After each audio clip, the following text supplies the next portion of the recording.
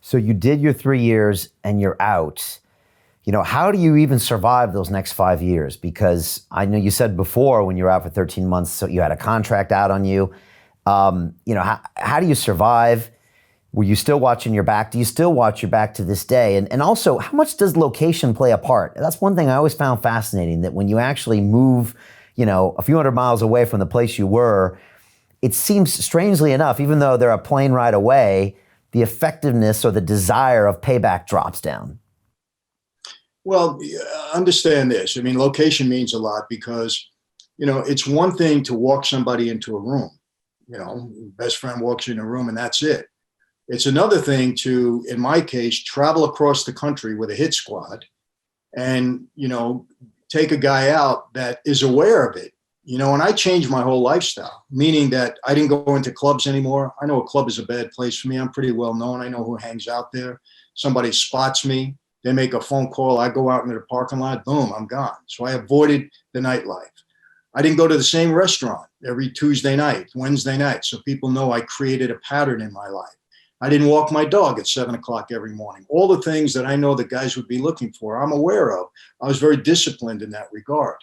And, it's one thing, again, to send a hit squad across the country, try to get somebody that's aware of it and then get away with it. So, and then what happened, the government did me dirty in that they were putting my name on the witness list of major trials that were going on in New York. So everybody thought I was going to cooperate because normally when a guy walks away, he's cooperating. That's what happens. But then I don't show up at any of these trials. And then I get violated on my parole. And then people start to realize, well, maybe this guy is just walking away. He's not going to hurt anybody. And so then they had their own troubles, who was indicted, everybody got in trouble. So I became a less of a concern to anybody. Now, I always say this, I can't go back to Brooklyn and say, hey guys, I'm moving back into the neighborhood.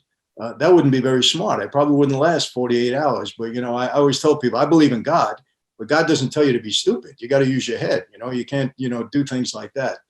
But I don't think anybody is got an infamy. I mean, yeah, I know there's talk on the street sometimes because I'm all over the place now. I'm very high profile. And, people still will make remarks about what I do and they don't like it. But look, I never wanted to put anybody in prison. I was never out to hurt anybody. I wasn't upset with anybody. People that I thought maybe, didn't do the right thing with me. Well, that's part of the life. When you get involved, that's going to happen at some point in time. So it wasn't that I was mad. I wasn't even mad at I loved my dad until the moment he died. I loved him. We didn't see eye to eye on things, but he understood. We patched everything up, and he understood what I did. And he knew it was the right thing, even though he wouldn't publicly admit it, because my dad, he's a legend in that regard. He was dying with his boots on. He would never say a word. That's just what he wanted to be known for. And, the one thing I have, Brian, if I can get personal, the one discussion I had with my dad, I said, Dad, do you understand that our whole family was destroyed because of your involvement in this life? I said, we had a sister, died of an overdose of drugs. My brother, 25 years a drug addict, got in a problem, cooperated with the government, and became an informant against you. I said, Mom, 33 years without a husband. At the end of her life, their relationship was ugly because she blamed my dad for everything that went wrong. I said, we had another sister died.